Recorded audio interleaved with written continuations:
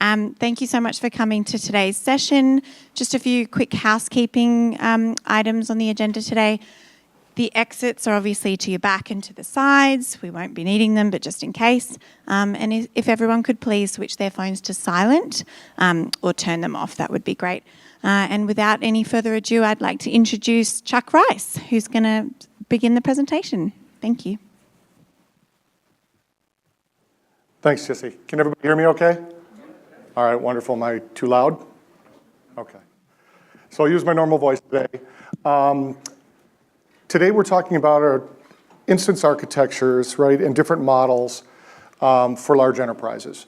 How many folks, quick show of hands, were here last year? Okay, so we've got some and attended this session or a similar session? Okay, cool. So we have a couple of repeat attendees, which will be good. We've got some new content this year as well. So hopefully we can all just be interactive as we go through this. We're going to tell you about some concepts that we have, and then feel free to ask questions as we go along. Neil, do you want to introduce yourself? Look at that. Can everybody hear me? Whoa. All right, hey folks, I'm Neil Offenberg. Like Chuck, I'm an advisory solution consultant with ServiceNow. I live in the Twin Cities up in Minnesota, and I cover two of our largest accounts up there. I've been with ServiceNow for about 4.5 years at this point, so I've been around for a little while. Chuck's going to go first, and then I'll pick it up after that. Perfect, thanks, Neil. So I'm Chuck Price, and I am Neil's peer. I have two large accounts as well. One's a large multinational conglomerate. I've been working with them for about 4 years, been at ServiceNow for 5 years. So history is companies like Oracle, Infor, large ERP companies in the process and integration space. So what we're going to chat about today are some different topologies, okay, when it comes to instances, how those are laid out in different organizations. We're going to also talk about application sharing. Okay, the concept of being able to take and scope applications and inherit portions of applications. And then we're going to talk, Neil's going to talk about some implementation models, right? How this actually gets done in real life. So what we want you to come away with is, as we talked about, kind of the why and then the how of we get to these multi-instance environments.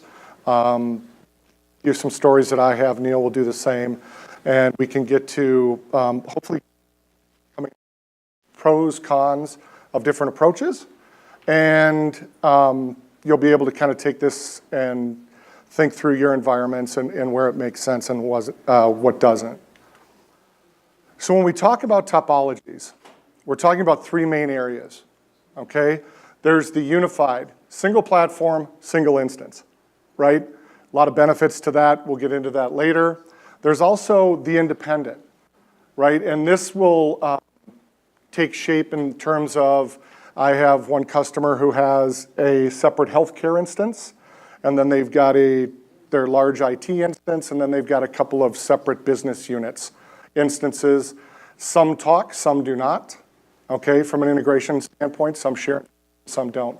And then, which are similar environment that I just talked about, but we're actually sharing maybe change record, CI, and those type of things across the environment. So what does it look like? The unified, I think everybody gets that, so I'm not going to spend a whole lot of time on that.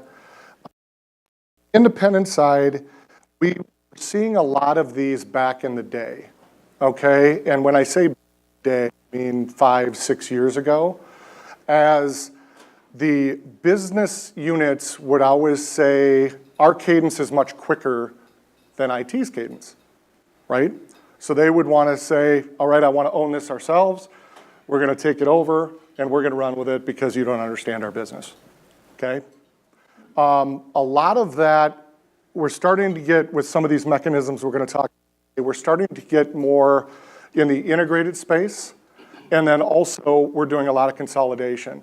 So one of the large customers that I deal with is 3 years ago, they had 16 instances of varying, some integrated. They basically took advantage of all three of these models. And we've now consolidated we could to 8. Okay? A lot of that was simplifying process, so it could be shared across, and then some other things where we've done some integration work as well. So the question comes up then is, why would we go to these different models? And the reason is, as we talk about, it's not a perfect world we live in. Politics play probably the largest reason why people go to multiple instances or I want my own. There's still a lot of dissatisfaction, not delivering what we need. They don't understand our business, all of those things you've heard. There's reasons why things like healthcare, right? They're in qualified instances, IQ, OQ, right? Installation, qualification, and operational qualification. So they need a very strict model of how they do things. So every time a change occurs in their system, that needs to be fully tracked.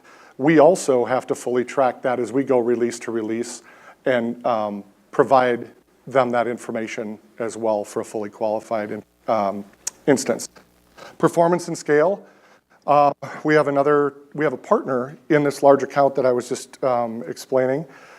They had a new healthcare application, and it is extremely compute intensive, right? So it's basically taking the entire CMDB, of which there's millions of records, and downloading that into an offline type of environment for their field techs to go out there and do medical device work, okay? So they had to get a separate instance for that piece, right? Because you don't want to impact the large instance. So things like that have effect on data sovereignty and then application sharing. Yeah. It is on. All right. Everybody hear that, or we're still okay? All right. You're cutting in and out of it. I don't know if you want to go without it. Okay. We'll try it. I'll try to keep my hand over here. So when we talk about the distribution categories, right, we can have things where people do incident, problem change in one environment, and then external facing things like service management might be in another instance, right, because we have to separate those areas. We'll get into how we can do that in one instance, but usually what we see is when we talk about application sharing, we have an external split and then the internal split, okay? External is we have constituencies that we need to keep separate, and then the internal split is, again, when we talk about the different areas, you can do what we call scion. That's a new term we'll talk about today, but it's the idea of inheriting an application to create a new application with that similar functionality, okay? So when we talk about application sharing, okay, you can actually start to separate based on data and on process, okay? So data separation, talk about that first, and then we'll get into process separation. But the idea of there's privacy issues around data, so we can start to do some scoping around that to keep that separate. There's domain separation that we can do, and then this is, I like this. So there's different ways to separate data, right? From more specific to the general, right? Filtering is the first one. We don't recommend that, okay, because that's usually client-side type things and it's not secure. Then we talk about business rules, okay? I think everybody's probably familiar with business rules as a way to kind of filter records within a table. And then also ACLs, which people, right? Domain separation platform instance, those are kind of the hard line dividers that we like to talk about, right? Those are heavily walled off areas, so people cannot cross at all. Got cut out there again. And then obviously the separation of the platform instances is a real hard divider there. Yep. Go into the distinction between, the difference between being in the domain and being in a role.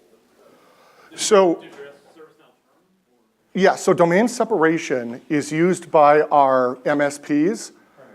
Primarily. I've got one in my large account as well.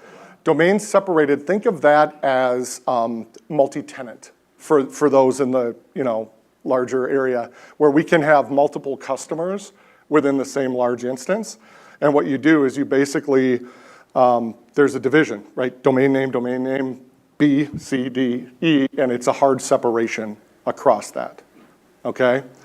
The ACLs are more of access control per user, per group type environment to restrict data access. I would add to that, one is product, the other is configuration. Correct. Right, so there's a distinction there. One thing is something you have to buy, which is the domain separation piece. Yep. The other is something you can do as you configure the platform to limit access to certain people based on roles and ACLs. Yeah. Yep. So domain separation too in my large account, what they did is they have a domain separated instance that houses 18 separate defined applications, okay? With a wall between everyone. There's some from the oil and gas area, some from healthcare, and a few others, right? The value there being that they can still share the same metadata underneath all of them. But Correct. Correct. Easier to manage across as a single entity with privacy across. Yep, you bet. Process separation, okay? Similar constructs from specific on down to general, but we're talking about here scripting, conditional logic that we put in can be inherited from tables when we'll talk about, when Neil gets up, he'll talk about that in a little more detail. Table-specific business logic that we can have in as well. And then the idea of domain affiliation again, right? So we can inherit across domains process. So incident, problem, change. So they're all consistent across. But then you can also configure those separately at a child level across those domains as well, okay? And then obviously the platform piece is instance specific, right? Which is fairly straightforward. So when we start to talk about implementation models, okay, Neil, this is where you'll come in after, all right. There's a new term called Scion, okay, and what that, the definition, I wasn't around when that was chosen as a name. We've debated it quite often. But it's basically, think of its inheritance right across. So if you look up the definition, you'll see like grafting of a vine to a new tree, those kind of things. So you take those capabilities and attributes and you're able to inherit those in something new. So we'll talk about that, and the different conditions and team spaces that you can do in terms of different separate ACLs. We'll talk about multi-tenant, which we touched on a little bit, and then we'll talk about multi-production or multi-instance as well, okay? So with that, any questions on that so far? We'll turn it over to Neil and we will continue. Cool. Can everybody hear me okay? Good? Cool. All right, so anybody heard this term yet, Scion? Anybody? Good, because it's brand new. We just invented it. Like no joke, internally we came up with a name that really is meant to represent a model that some of us have been familiar with for a while. So anyone, app inheritance, heard that before?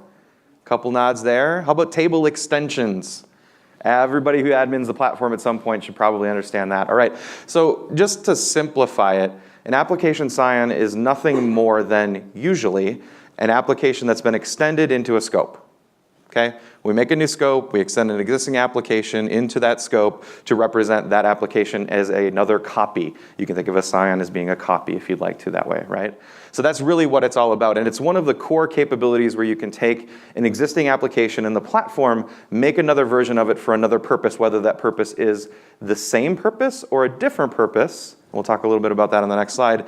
Dictates how we sort of treat that as as an entity in that platform. But that's what the Scion is. This is a new term. It's not widely known out there. This is probably the first public debut of this outside of our own internal teams. So you may still hear terms like app inheritance. You may still hear terms like table extension into a scope. Just understand those are all the same concepts. We're taking something, I mean, usually it's already a child of task anyway, but extending that into something else that we can make into a new app.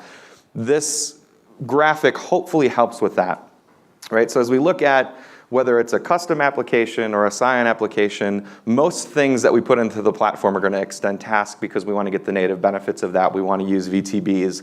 We want to use SLAs. We want to use out-of-box business rules that come with task, all of that stuff, right? That's why typically when, at least, well, I'm an SC, so I'm lazy. I want to extend tasks so I don't have to rebuild anything, right? Not saying you can't build a standalone app on its own, like our little movie review app over there. You might do that. But I think most of us today probably extend task as a starting point just by habit. Then it's a question of, okay, we're extending task sort of purely, if you will, or are we extending another app and then kind of building on top of that, incident being an example, right? If I'm a group and I'm trying to bring together multiple help desks, yet I can't get them to reconcile their processes, I'm going to make multiple Scions of incident, right, to bring those in to the same platform at least, even if we can't rationalize the process. So this is a very good mechanism for making copies, if you will, of an application. This includes something that's, let's just say, not well documented. This is the only way, and Chuck can keep me honest, that I am aware that you can scope a global scoped application. So if you wanted incident to be scoped, you could technically extend it into a net new scope and manage it scoped that way, which is kind of a big deal if you're trying to have distributed administration of something as kind of low level as like incident. Does that make sense? Good, okay. Any questions on this? Because I think this does explain really well what we're talking about here, whether they're platform apps or extension apps. We're talking about how we extend tables into a scope or a non-scope to manage that. Yeah, go ahead. Later, will you discuss how this affects upgradability? It's a good question. Actually, I'm going to handle it right now because I don't know if we touch on that in the slides that I've seen. Typically speaking, it doesn't affect upgradability. That being said, and let me stop there. Just like any other configuration in the platform, once you do that extension, it becomes your own. We as a product don't really know anything about it at that point, so usually it shouldn't be problematic. Where it might be problematic is if there's a business rule that lives at that parent level that's somehow been impacted and you're inheriting that down to your children, if you will, the child apps in the platform. You may have to go back and rationalize how that works. So testing would obviously be good there. But typically it should be pretty minimally impactful, right, to the platform. This extension concept has existed for a very long time. Yeah, does that help? Hopefully, yeah, cool. Yeah, question? Maybe a very similar question. If there's a business rule or script include in the base application that gets updated as part of the upgrade, would those updates flow through to the extended application? They do. Did everybody hear that question? Right, it's the idea of having, if we have a business rule that sort of exists at that parent level and we're already inheriting that, would that flow through to the child, if you will? Yes, they do, unless you explicitly exclude at the higher level that business rule, so it doesn't include that table class or not, task type or whatever. Yeah, question? We are not answering that question.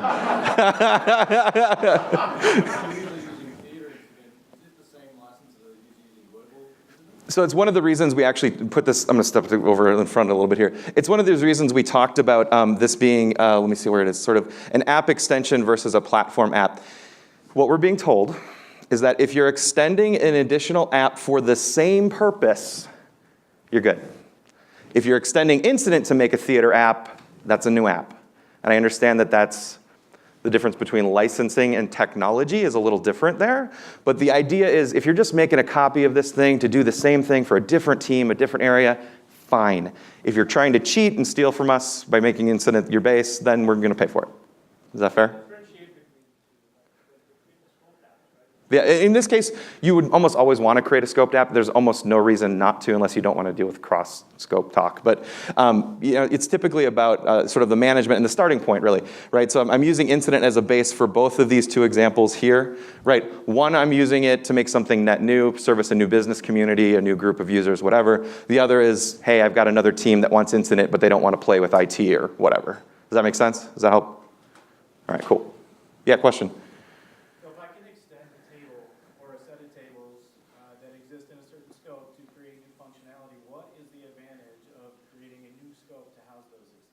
Good question. So one of the biggest ones, at least for me, that comes to mind is the ability to do delegated development. Right? I can take that scope, I can delegate it not to just admin at the top level, I can make you an admin for just your app so you can be fenced off from impacting other people. Yeah, that's a big benefit of that.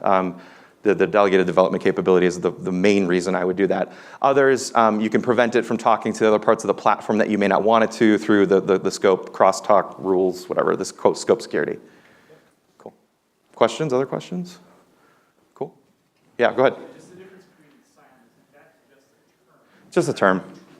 It's a term. So is the idea longer term that custom has licensing implications and Cyan has different licensing implications? No, I don't think so. This is definitely, again, we really, Chuck and I, we're on the solution consulting side of the world, as you know, Phil.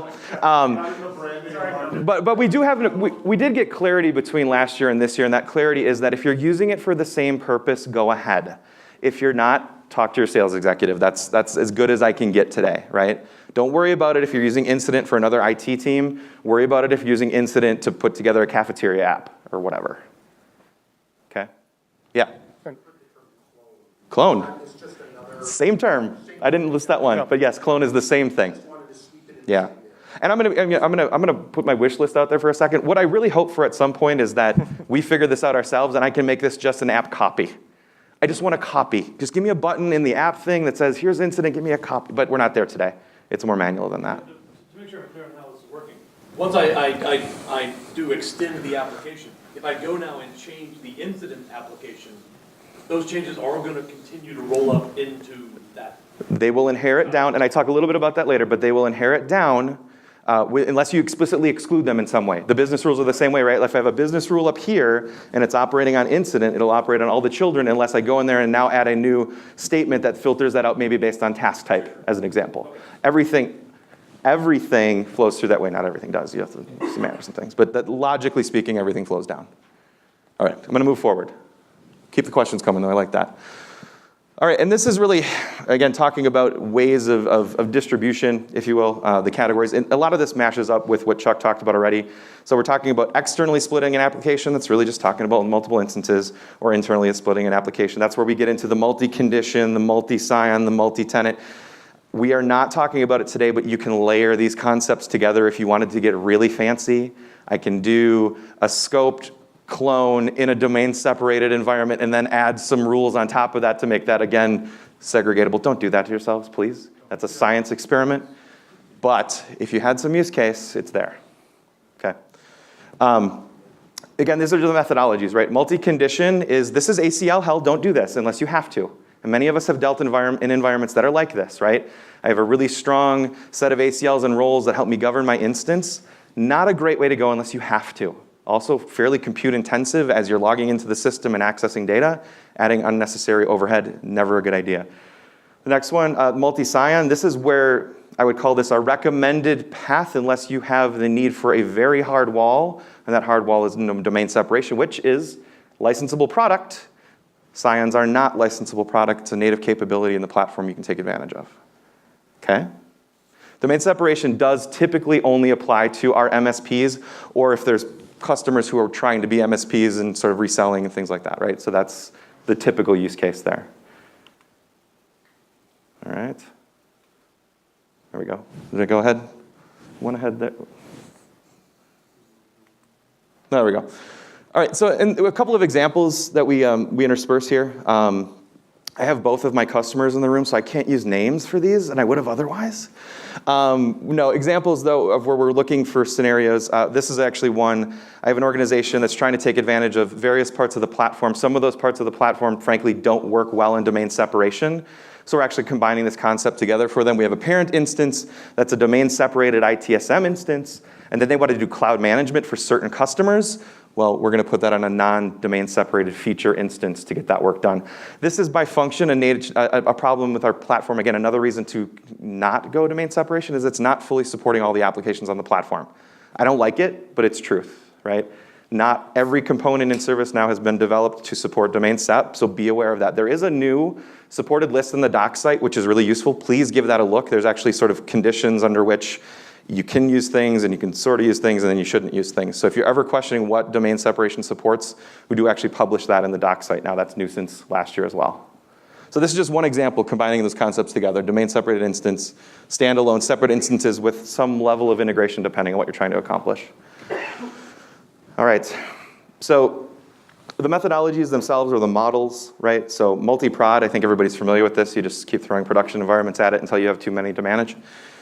Maybe you integrate them together, maybe you don't. We didn't, for this presentation last year or this year, put a lot of recommendations around the how in here, frankly, because the how is very much dictated by your business environment. The first example there, the multi-prod, if you're doing integration, maybe you're a Prospectium customer, maybe you're a MuleSoft customer, maybe you're a Web Methods customer. I don't care necessarily. All it's talking about is this instance. Maybe you want to use the Flow Designer with the new integration hub, using sort of all native service now. You can do that too, right? So the how of this will be dependent on your specific business environment, but we're really just talking about is how you take and bring data together between instances, right? Same thing over account separation, if you will. That's so account separation is a native concept that's limited to just CSM. So that's another sort of fringe is the wrong way. CSM guys will get mad at me. It's a product-specific methodology for limiting access to certain data, but that's only in CSM. And then this right one, please ignore this as never existing. This is, okay, another product guys in the room, I'm gonna get in trouble. Team Spaces is something we introduced as part of ITBM a few releases ago. I have been told we are not continuing forward with that as a model. Team Spaces does almost exactly what Scion does in an automated way, but it's the way we implemented it was not perfect. So Scion's is the preferred path to go down. So you can accomplish the same thing. And again, I have a customer who's done this with ITBM specifically with PPM, but they're doing it with Scions instead of Team Spaces. So is anybody using Team Spaces in here? Anybody? One? So you're good. It's still supported going forward, but it's not the way that we are choosing to perpetuate this idea of multiple applications or copies. So TeamSpace also had the ability, or one of the features we were looking at and potentially adopting it for past tense now. Yeah. Was that it allowed you to essentially check out the code, make your changes locally, and it handled the merging and blending of that back in. No, you're talking team development. Different concept. This is literally, you could go into your instance and there were, I think, 5 or 6 plugins that you could enable. And every time you enabled a plugin, it was giving you a scion of, I can't say all of ITBM, it was mostly project and demand and ideation. Every time you enabled that, it was making a scion for you. But we, for some reason, developed it in a way that was 6 plugins or 5 plugins, and that you hit that last one, you're done. So the implementation of that was not perfect. Cool. All right. Moving forward. So again, another example, this is probably one of the more common ones, specifically since we've added HR and CSM, multiple instances that are really single tenant around a specific product set for various areas. I do have a customer that's doing this today. We tend to talk about this with them as their external facing instance, which is CSM, and their internal facing instance, which is IT, HR. Right? So they have an air gap. They don't, never the twain shall meet, although I know they do move some like common data between systems. But from a data perspective, air gap for security reasons. I want to manage my externally facing instance different than I manage my internally facing instance. Questions? Yeah, I think so. I mean, I would say it is. And in this specific area, they're a highly regulated company who's sort of that's a certified instance versus this is not. So they have some of their own regulatory and compliance things that they're dealing with. Yeah, question. Say that again? Yeah, it's an IT function. It lives in ITSM. And right now, their business model doesn't dictate CMDB data over here, although it could. I would say it's more likely the CMDB data here is to be the customer-facing versions of that data or models of that data, whereas that's more the internal. So they're separate. Right. Sorry, what was that? Yeah, it would. Yep. It would be a REST call or import sets or a Prospectium, MuleSoft, whatever. So, some standard methodology for moving the instance to instance data. Cool? All right. All right, unified topology. Actually, this one's one of yours, isn't it? This is the where we're using the configuration in SecOps. I'll talk. You want to talk about this one? Let's you do it, because this actually is a real example that Chuck has from his customer. Yeah, so this is interesting. It gets back to the CSM conversation of external models, right? So external instance that is taking SecOps information in, and what we're doing is we're actually sharing information with the IT folks, and then we're only, so that's kind of going off to the IT instance, right, as a separate incident. We keep the security incident going in the external instance, and then we also share only that bit of information with the customer that is non-proprietary, right, to that security model. So this one is sharing information externally as well as internally to the customer. So the customer can see that, yes, there's this thing that occurred, Right. but we don't share all of the information around that security incident with them. It's the most traditional sort of single instance use case, right? Correct. Other than it does talk externally. So sorry for throwing you off your No game. I made him talk about something I said I was going to cover. So, so does that make sense? Again, this really does describe mostly our core use case, which is single instance, multiple team. Okay. All right. So just again, more talking about Scions again as a review, right? So Scions exist for two primary reasons, right? We want to application share something.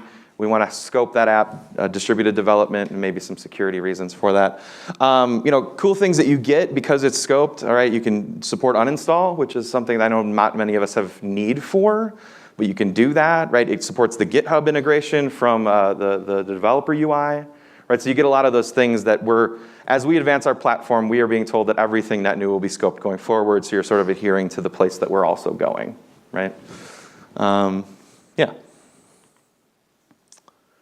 All right, so scoped implementation, I'm just going to build this out all the way. Probably went one too far, I did. Back.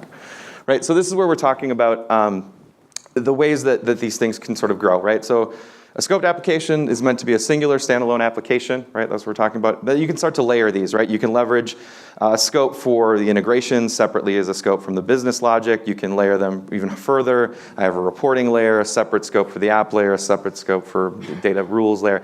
It's basically just saying that how you develop your Scions is also possible to be granular, just to make it even more confusing. So just it's options that are available, okay? And then the last one is actually a really good message that I want to make sure we reinforce. I got one more in there. Whenever possible, it's recommended to make your changes at the parent level so they do inherit, right? It's minimizing the points of administration for things that are common across an application. Basically, that's a different way of saying, if everybody needs it, put it at the parent. If one person needs it, put it at the child, right? It gives you a sort of a format, if you will, for where change should happen in this multi-layered environment. Okay. All right. Just kind of talking about implementation considerations, and these slides will all look somewhat similar, but we're talking about sort of the summaries. I already went through the summaries a number of times. I think everybody gets it. Scions, app extensions, cloning, whatever you want to call it, domain separation, condition separation, multi-prods. Those are really the options that we see as available right now for most customers. There's administration challenges with these, right? That's something you have to acknowledge, right? If I can keep to a singular incident app, well, I have to manage one app. But the second I go into a Scion, I now have to manage two apps. If I implement domain separation, now I need to have a whole different skill set about how I manage this because maybe I didn't know anything about domain separation before. Domain separation is also something that you can't move to or from very easily. Right, so keep that in mind. That should be a design consideration up front, not after the fact, because then you're looking at some re-implementation work. Access, right? Scions have flexible walls, I like to say, right? It's all sort of rules-based, based on who you are when you go to the system, whereas domain separation is much less flexible. Yes, there's cross-domain setup, and we can talk about how cool that is all later. They're meant to be hard walls versus softer walls from an access perspective. That's the reason they exist. It's a true multi-tenant configuration. Inheritance, again, it exists on both sides. Scions are leveraging inheritance as their core competency or their core capability. You can do inheritance with domains as well, but then there's that extra layer of always having to remember which sysdomain the work is happening in. Application support.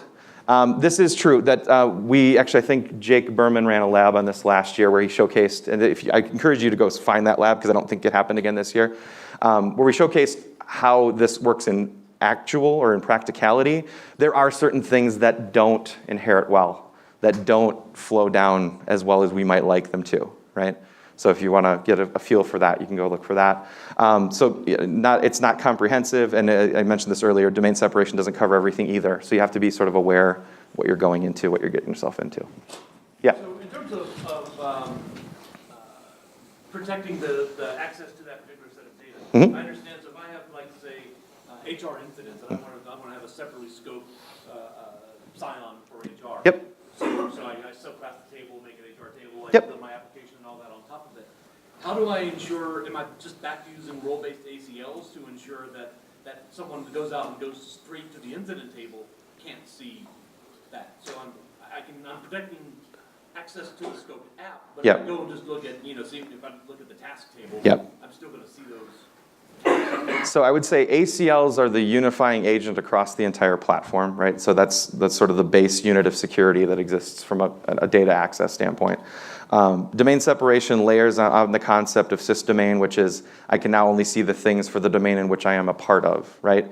Beyond that, and I can't remember the name of this function that we added specifically with HR, where you have to have the correct access to even get access to the HR data. Somebody maybe knows it, I don't. So we have added functionality for specific parts of the platform like HR where I don't want a generic ServiceNow admin to just go in and have carte blanche access to all of HR. I'd have to grant that to them specifically as an admin for that application. So that's another way to sort of accomplish that. I don't know if I answered your question, but that's sort of how I see it. Okay, cool. Yeah, I think we talked about the app support piece as well. All right. Considerations around implementation, I'm just going to net it out. They all take extra work, right? So if you can stay to a single app, do it. But if you have a business need that means that you need to find some of these other models, which, by the way, these aren't meant to be common. I hope my biggest fear when we do a presentation like this is that people come to it and think, oh, wow, this ServiceNow thing is really hard. We're talking about the fringe use cases here. We're not talking about your everyday use cases. So keep that in mind, please, as you go back and talk about all the cool things you could do in the platform. This is meant for those organizations who are very large, who are very segmented, who are very regulated, or even in your business, maybe you have pockets of that, but it's not meant for everyone.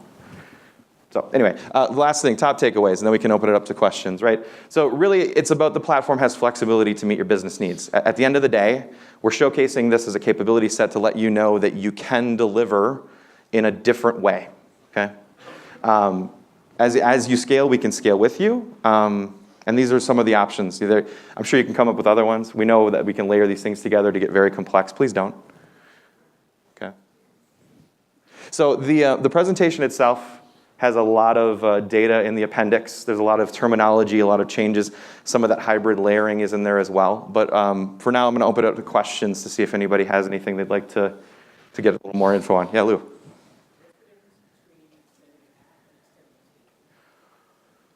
Good question. I would say fundamentally nothing. It's just sort of how you talk about it. If I'm extending one table in an app, I'm just extending that table. But if I extend all the tables in that app, I've extended the whole application. I think it's sort of a moot point in my mind. Yeah, I don't know, Chuck, you're kind of doing the same thing. If you were to extend the entirety of that app, what's a good example? Like HR has multiple tables, right? I've got HR case, I've got HR groups, whatever. If I extend all of those, I'm extending the full app. If I just do one table, it's just a table. But it's fundamentally the same thing. And I think fundamentally, too, the other thing is that's why the scion term came up.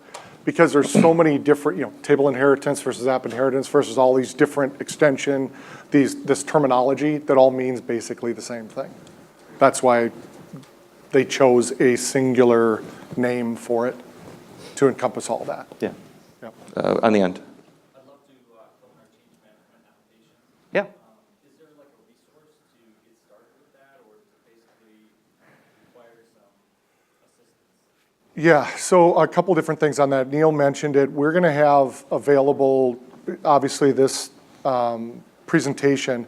There's two other presentations that get deeper into how to do some of these areas. There's an implementation deck, there's a guideline deck, and then there's a white paper.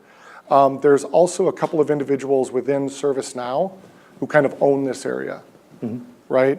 But change management, it's funny that you bring that up because we just had my large customer, healthcare instance and standard IT instance. Standard IT instance does some of the work in the area of change management. they had to go, due to regulation, they had to go to a third instance now, which is IQOQ, qualified instance, just for change management.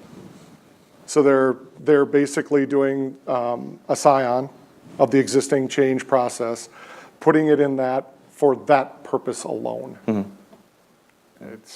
So yeah, I think those 3 areas and those 3 papers will get you started. Yeah. So net it out, we have some resources, we have some folks we can connect you with if you Yeah. want to just Yeah. connect with us after, send us an email, whatever.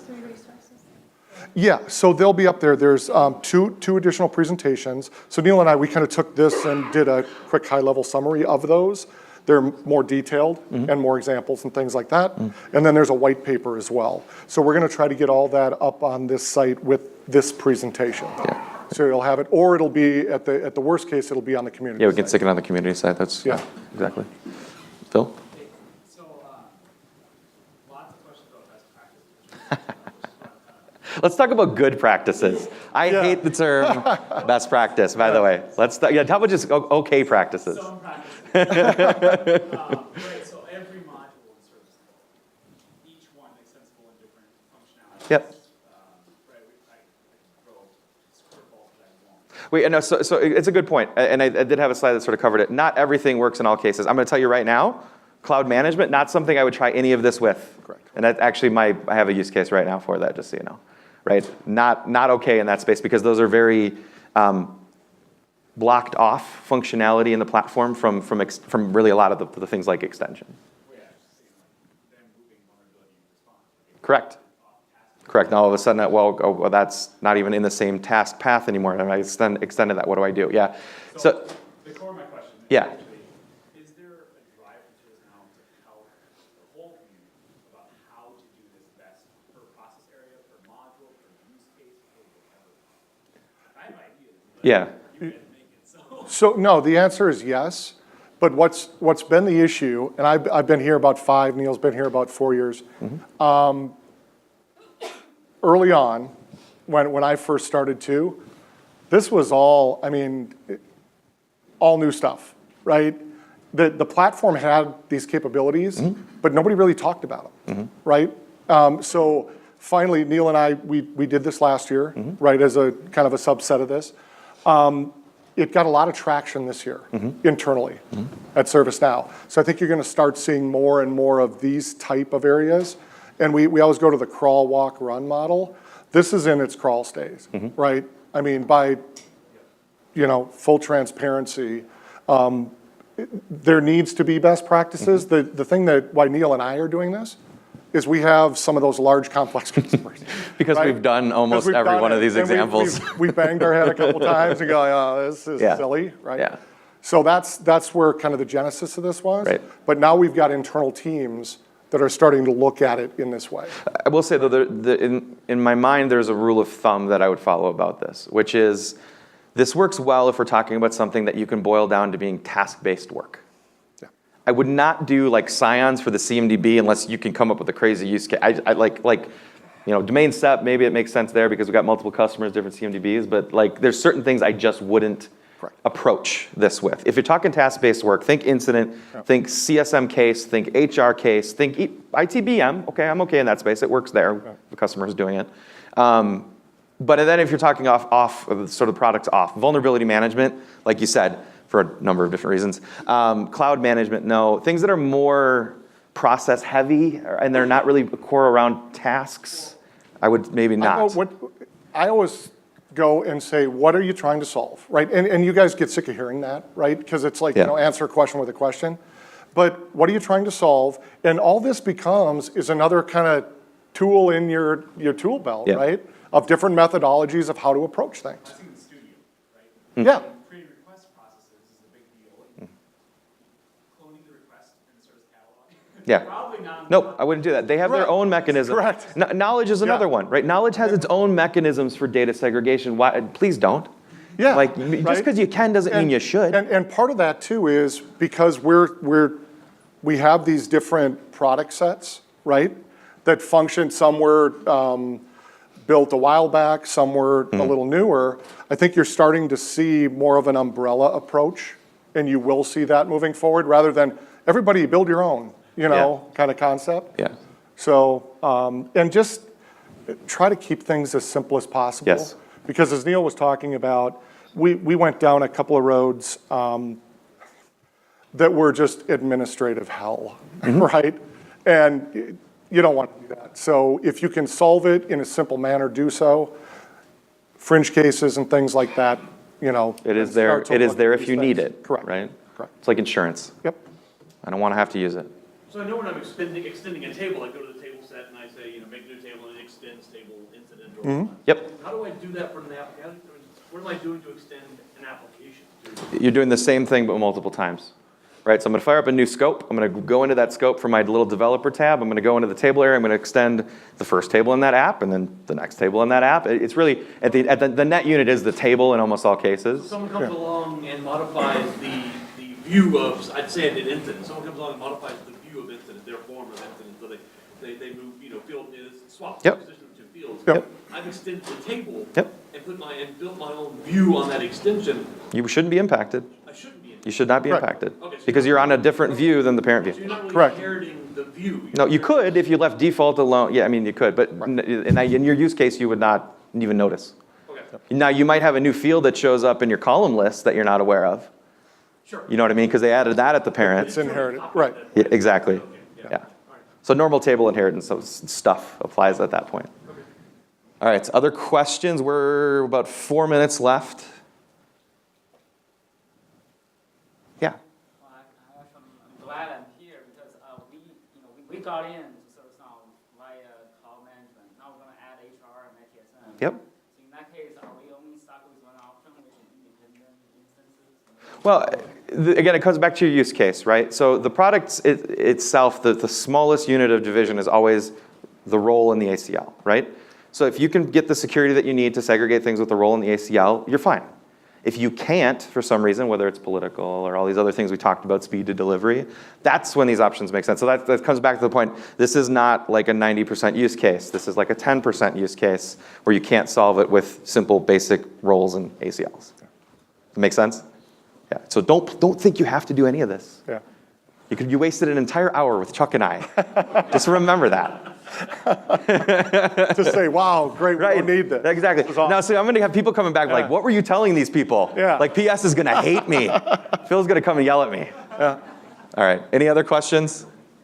If this was helpful, please fill out the survey. Let us know. If it sucked, please don't. Yeah. We'll go from there. Thanks. All right. Thanks.